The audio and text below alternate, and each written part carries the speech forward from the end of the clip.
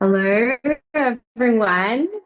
Um, I really wanted to share my money journey over the past year and a half.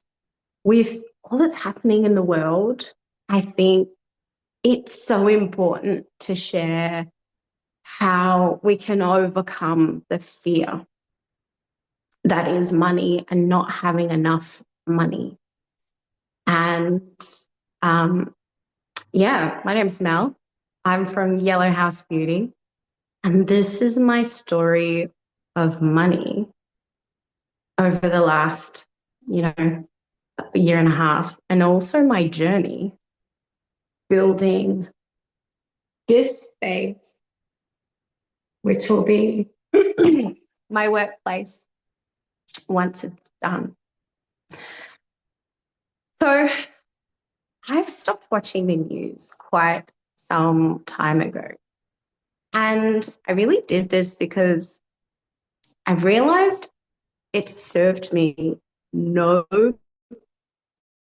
benefit whatsoever to be caught up in the daily fear mongering and hype of money.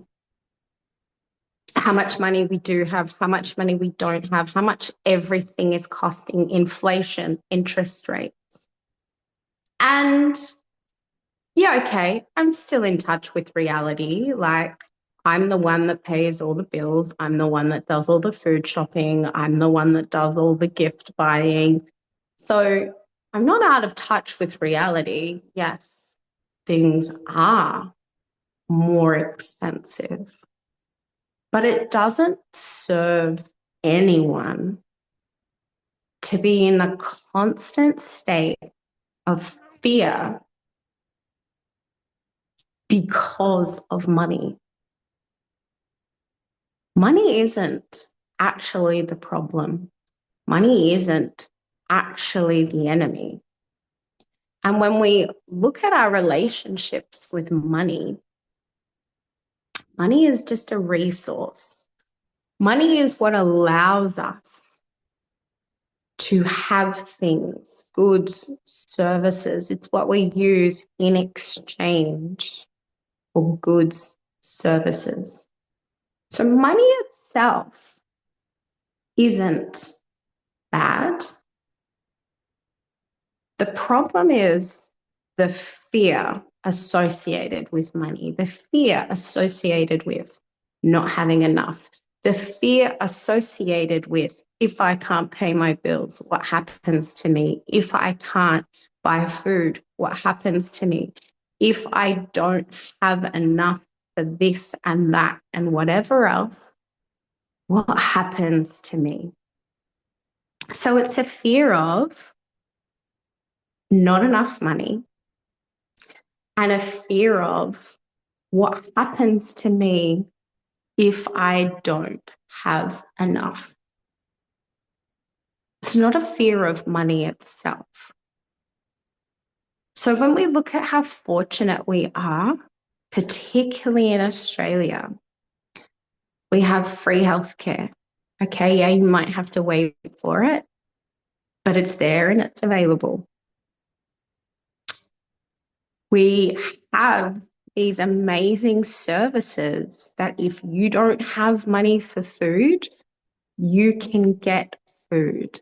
You will not go hungry. If you are struggling to pay your bills, communicate. Communicate with the provider and get an extension, get a payment plan. There are so many options. If you need new clothes and you can't afford new clothes, we have so many welfare programs that you can seek help from. We are such a generous community and country. So if you are really in need, you can just ask for help. And yeah, okay, you might have to deal with the the shame of having to ask for help, but better to have than to go without, right? So the first thing I did was not pay attention to media. I also stopped engaging in conversations with people where all I wanted to talk about was money fear, money fear, money fear. Because again, it's just leading to that hype, to that fear. And it's not helpful for anyone to participate in those conversations. But the biggest tool that I have had is my breathwork practice. And I've been using that and other little tips and tricks to really look at my money story and grow and expand and rewire my money story. So I was of the generation where money didn't grow on trees. In my household, it felt like there was never enough. If you wanted something, it had to be a birthday present or a Christmas present. You didn't just get things. It was always wait, and you can have that for your birthday or for Christmas or whatever. And money was never spoken about in front of us, but I felt tension in my household from a money perspective. It wasn't spoken about, but it was felt. We never went without, but we never really had quality. I remember this pair of shoes that I had to wear when I was in high school. And I remember them being so terribly uncomfortable. They hurt my feet. I could feel, because they were, just cheap shoes. I could feel the grid of the sole under my foot. And it was so uncomfortable to wear these shoes, but I didn't feel like I could ask for a new pair or a better pair because I just had to wear them. That was my option, right? That was what it was like for me. And so when I come to an age where I was able to earn my own money, the things that I wanted, I was able to buy for myself. I didn't have to ask my mum or dad. I saved up to buy myself a TV for my bedroom. I saved up and bought the clothes that I liked, the brand named clothes that I wanted, because I knew it was out of reach for me with my parents. I also grew up being the youngest of having everyone else's hand-me-downs, whether that was clothes, shoes, toys. I never really got anything for myself. There was only a few occasions, right? I remember getting this Cabbage Patch doll as a birthday present when I was younger, and I cherished it so much because no one had ever owned it before me. It was mine. And I really cherished so much of what my mum called rubbish and junk because it was mine, because no one ever owned it before. So in her eyes, it was junk, but in my eyes, it was really precious. So my money story from my household was, you can't have what you want. There is only just enough to get by. Money doesn't grow on trees. You have to work really hard for your money. You have to earn the shit out of it. No one's just going to give anything to you. So these are the money beliefs that I brought into my life. One of the other things that I realized is that I was really needy with money. I would check my bank account to make sure it was still there. I would constantly check my bank account to make sure it was still there, like multiple times a day. I need to know that you are there. I enjoyed watching it grow. I missed out on so many opportunities and socializations because I didn't want to spend my money, because I wanted to see it grow in my bank account. I wanted to know that it was still there for me. So my relationship with money, like if money was a person, I imagine money would be like thinking and looking at me and just like, ugh, it's you again, you know? Like I was so needy with money. And I've really done a lot of work on my money story and my money beliefs. And a big part of that was you do not have to work hard for money. I really feel like where I'm at in life now, I have switched that around. And I make sure to point out to my kids when this belief comes from other people, I'm like, no, that's not true. You can earn really good money without like depleting yourself, without literally breaking your back. You can earn really good money. Think about all the people who just created an app and have made millions and millions of dollars with very little effort because they had an amazing idea and were able to engineer that. All of these things are possible. And I shut down this idea that you have to work hard for money. And one of the things I've been working with myself in business is that I'm eliminating the stuff that I don't want to do and the stuff that I have to work really hard for to achieve that money.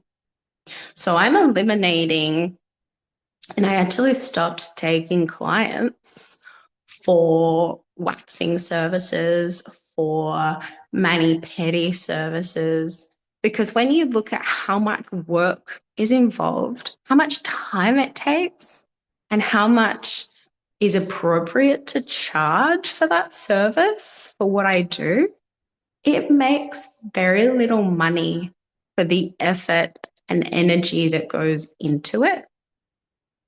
And I'm cutting that out. I don't want to do that anymore.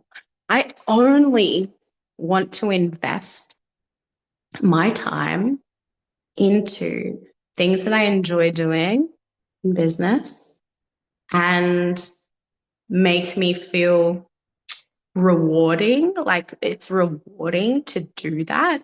And the exchange is that I don't have to work that hard to receive money for my knowledge, my experience, my time, my skills, because it's not an exchange of time. It's more than an exchange of time. There is so much more in a massage and a facial and breath work than the actual amount of time that goes into it. We've got to factor in, as I said, my education and experience, my knowledge and expertise, my skill set. And this is stuff that has been acquired over years. The tools required Quiet, the room, the atmosphere that you create, the transformation that a person is going to go through having been in your presence and experienced your service. That is what determines what something is worth, not an exchange of time. So when you look at it from that perspective, money is expanding. Money is so expansive. And money can get you so many amazing things. When you look at it from that point of view, when you're growing your knowledge and education, money is an investment in you, in your business, in your service. It's expansive. And it's such a different energy to think of money as an expander than it is to think of money as fear mongering. So cut out the news, cut out the conversations around fear and not enough associated with money, and spend more time being part of conversations and listening to conversations where money is expansive, where money enables you to do amazing things rather than inhibits you from doing amazing things. So when I look at my journey with this building here, right? I started this journey thinking this isn't possible. I started this journey thinking I can't have what I want. I started this journey thinking no one's going to give us any money. I started this journey in fear of debt.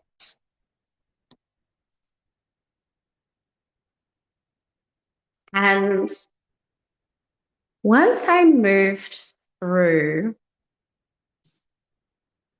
and accepted and was okay with, all right, it's going to cost us, originally, we priced it at 50 to 60,000.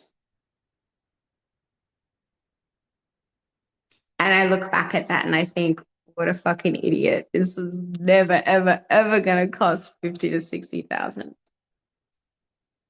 Never. Even if we did it so incredibly cheaply, it was never going to cost 50 to 60,000 to create this. Something smaller, absolutely yes. But if we were going to build this space, there was no point just building a room. It needed to have greater potential. And so when we designed this space, we designed it like a tiny home, so that if in the future I wasn't working from here, it could be lived in by maybe one of our kids, or we could rent it out, or we could Airbnb it, or whatever else, right? So yeah, if we wanted to just build a shitty little room, yeah, we could have done that for that price. And then when we started really getting into it, it was like, okay, that's not realistic, that price. It's probably going to cost more like 80 to 90. And again, it took me a lot of courage, really, a lot of courage and breath to be with my body's response. And it was quite a contraction to go from being okay with $50,000 to $60,000, being okay with having a little bit of debt, being okay with, okay, the bank will lend us that money, to now, like, it's like nearly half the budget extra on top of that. Right. It's not even nearly, it is half the budget extra on top of that. And so I used my breath work and I was like, okay, if you are confident, I said to Michael, if you are confident the bank is going to lend us this money, then sure, let's do it. And I used my breath to begin that process. I used my breath. And we got the loan approved so easy. And having been knocked back on loans before, like, that was my fear. That was definitely my fear, of being told, no, you can't have that. No, you can't have what you want. And so then, yeah, that was great. We got 80,000 when we started the process. And then there were all of these unforeseen factors. And it was essentially like doing a brand new build. All of the rules that they'd set in place for bungalows, because that's essentially what this is, the bungalow, a granny flat, had changed in the time that it took for us to, or for me to be okay with starting this project. The rules had changed. So it was essentially like starting a brand new build, and we had to do all of these extra things that we did not factor in. And all new builds have all of these new requirements and energy ratings that have to be met. You have to factor in. And that didn't come into our budget. So we knew from the beginning that that meant we would have to save up and invest more for ourselves. We've come to this part now. We have plastered, we've built the frame, we've plastered, we've painted. I've got my beautiful glass balustrating. And we have come to this place now. We have spent the original 80,000 that we borrowed. And throughout this journey, I have been so incredibly grateful to the opportunities that have come to us. People offering us their services without charging, people offering us the best price they can possibly give us. So like heavily discounted things, and like all of that is such an incredible win. I also did a lot of breath work around, I can have what I want. I don't want to just finish it. I want to finish it the way I want it done. I want to be able to work in here and feel expanded by this space and not go, oh, I wish I could have done this differently because I had the money. I didn't have the money to do it differently, but we had to settle for this. I did not want to settle. I wanted it to be what I wanted it to be and more. So a big part of that is knowing that it was going to cost us more than the original 80,000 that we originally borrowed, and being so forever grateful for all of the amazing discounts and offering of labor to help us get to this point.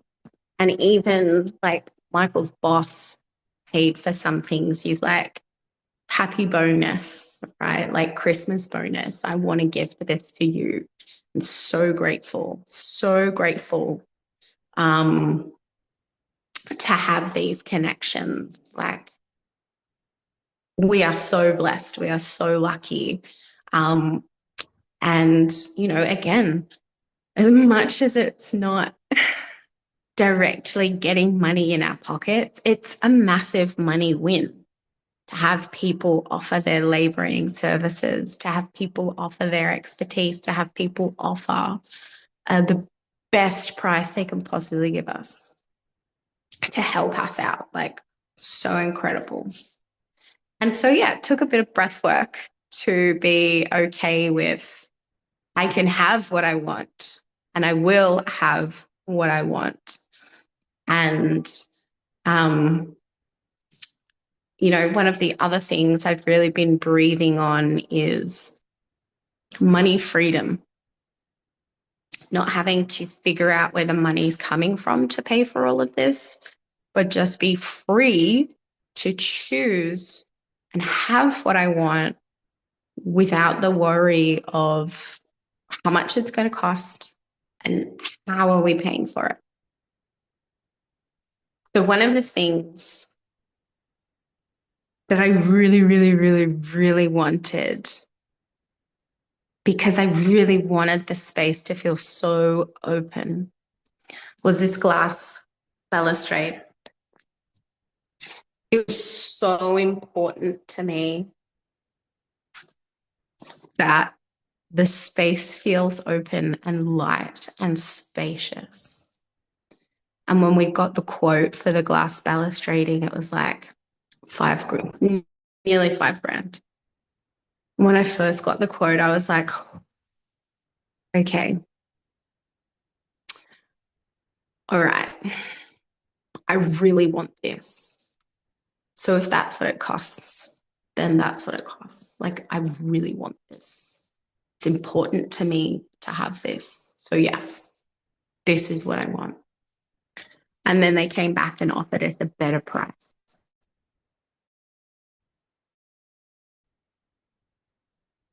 And now that this year, I am I love it so much. It looks so good. It feels so good. And I'm so happy that I went ahead with it. I would have been so disappointed had I not. Another thing that, just had plastering done right. And when I got the bill for the plaster, it was $10,000. And again, I was like, God, that's a shit load of money. We are going to run out of money sooner than we think. Like, this is, if everything just keeps going up and up and up and up and up and up and up, like, I just, my brain could not comprehend how we were even going to finish this. And again, I had to use my breath work and just come to a place where we need it. It needs to be done. Unfortunately, that's just the price. And, it's not something we can do easily ourselves. So, okay, it has to be done. It has to be paid. It has to be done. It is what it is. But it was definitely a big shock to receive that bill. And there were also some tears. There were also some tears of like, how are we going to finish this? How is this? Like, do we now just accept that it's probably going to take us to the end of the year to finish? And actually having a conversation with Michael is like, well, we can do that.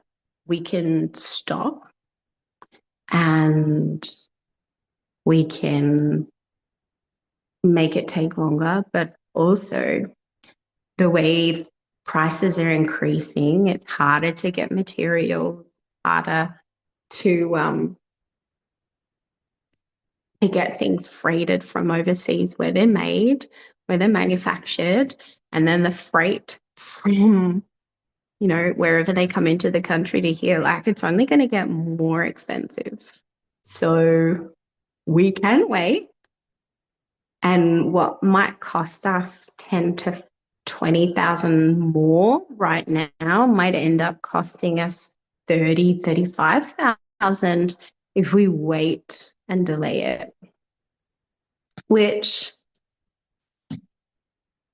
is a pretty big perspective shift. Like, okay, we really need to get this done. We really need to finish it before the prices inflate even more.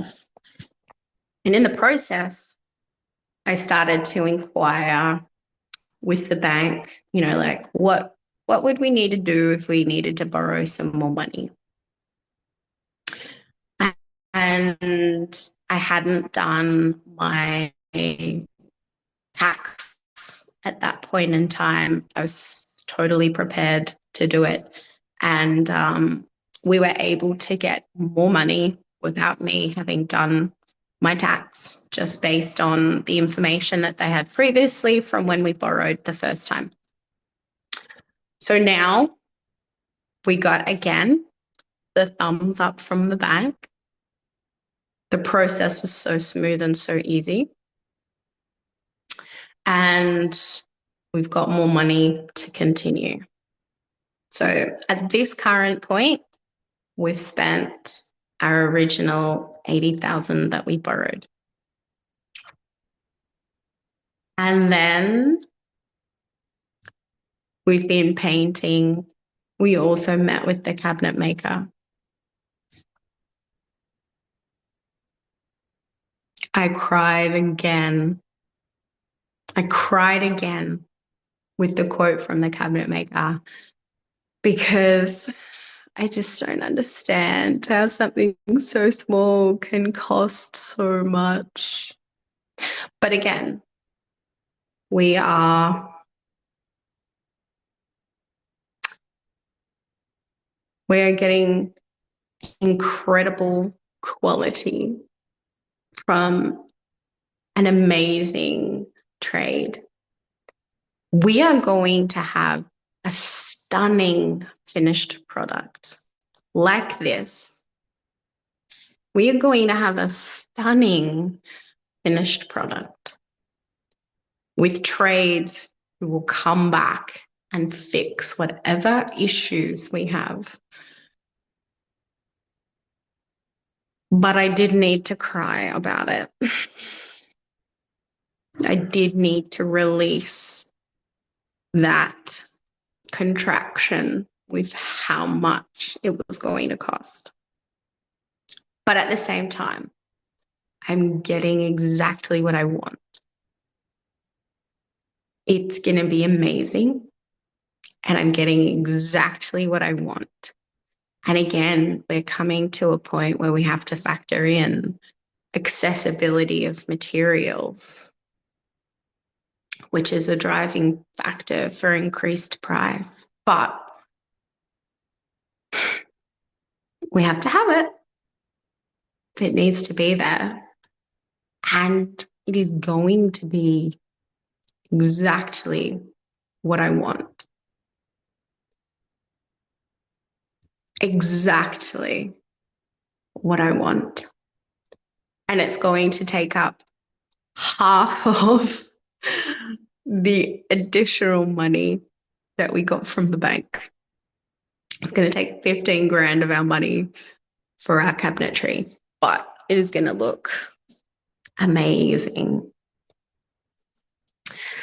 And so again, last night we were having this conversation of, well, if that's how much the cabinetry is going to cost,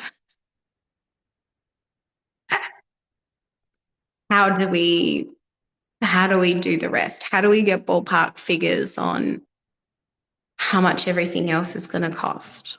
Because we still have to tile, we still need to do flooring, and they're going to be reasonable price. We've still got to pay the rest of the trades to come back, the electrician, the plumbers, and finish fitting everything off. So it's like, well, how how how are we going to do all of this? What is this going to look like? And again, I had a little breathwork session last night, just really sitting with how I was feeling, with the overwhelm of how are we going to make this work? And again, it just comes back to where I've been throughout this journey and really just trusting it's going to work out. I can have what I want. Stop worrying about the figures. It's going to be fine. It's going to work out. This is how I achieve that financial freedom. It's going to be fine. It's going to work out. And we are fortunate enough to be in a position where we can ask for help. We can, because I don't want to go back to the bank and say we need more money. We can ask other people, other places, can we move forward with this and just owe you money? Can we use your accounts and owe you money? Like we can achieve this. We can get there without the need to know how right now in this very moment.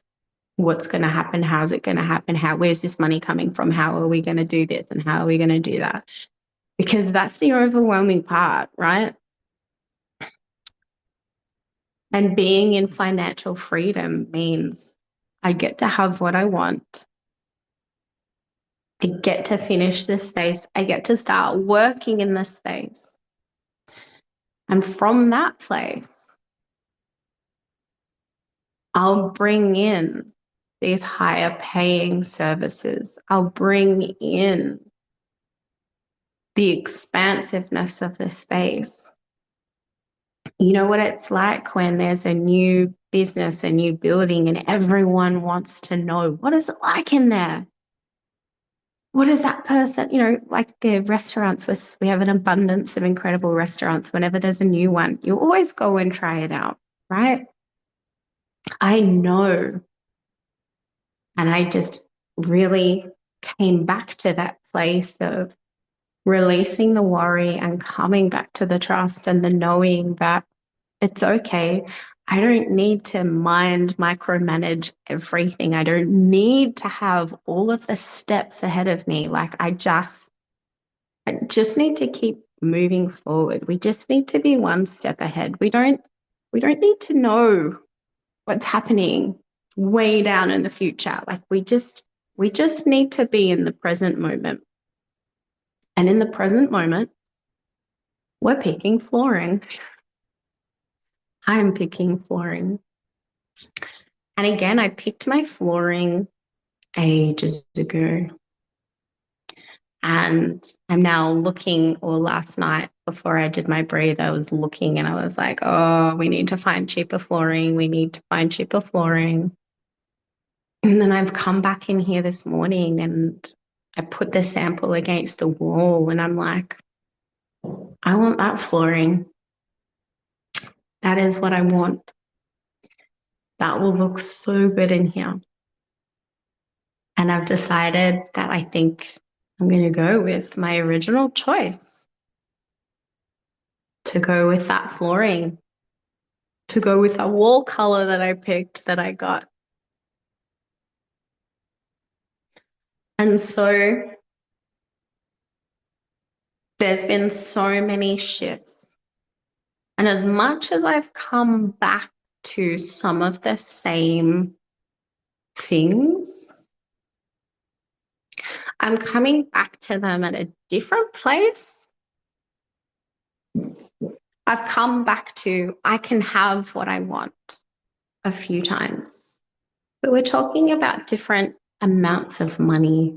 We're talking about a more expanded nervous system becoming more expanded. This isn't the same nervous system from the beginning of the process who was like, bank's not going to give us money. We can't be in debt that much. To a nervous system that's like, okay, we can actually get help without borrowing more money from the bank. And if we get help in this way, our bonuses will just cover it. So we actually don't need to pay. We just don't receive. We receive in a different capacity. And so all of this in my head of trying to work out how I'm going to make everything work and where is the money going to come from. And like, it's so expansive to be in a place of, we actually don't have to figure that out because, yeah, instead of receiving it and having half of it taxed, we're going to receive it in a different capacity that it, finishes this place. We're still getting it. We're still getting it. It's just, it looks different.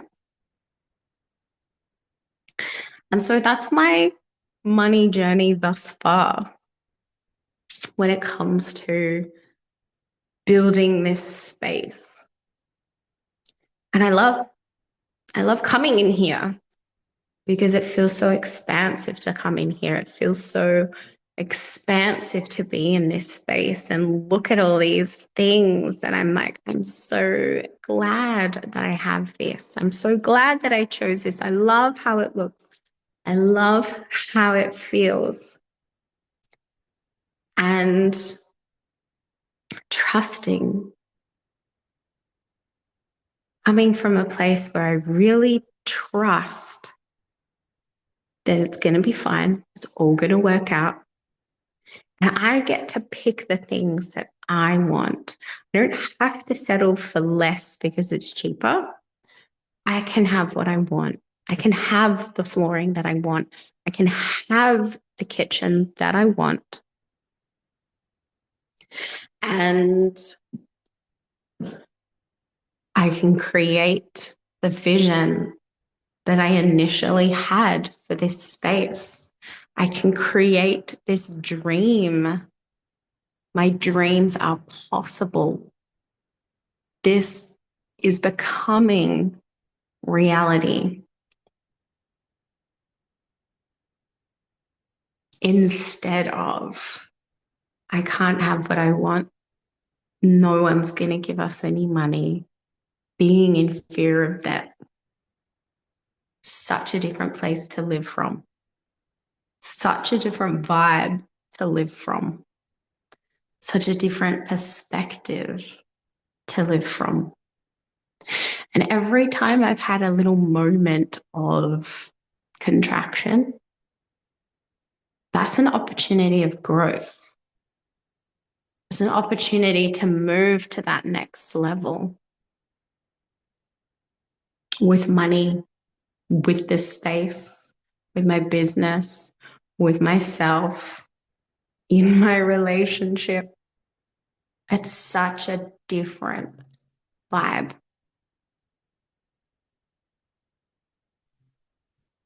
So thanks for listening. I will definitely share more once things progress a little bit further. The kitchen's probably a few weeks away, but I will have exactly what I want. And I will not come into this space regretting decisions because I felt limited by money. I will come into this space feeling expanded every day and loving being here, loving bringing my clients in here and expanding their nervous systems, being part of this space. That's my money story. That's my money journey thus far with this build. And so thank you for listening. And just knowing that it is possible to go from where I was to where I am. It's possible for you as well. Definitely possible for you as well. And if you want to know more about breath work and you want to hear more about um, how breath work has helped me, reach out, ask questions, and I will answer them. So anyway, I can't wait to be in this space. And I'll see you next time.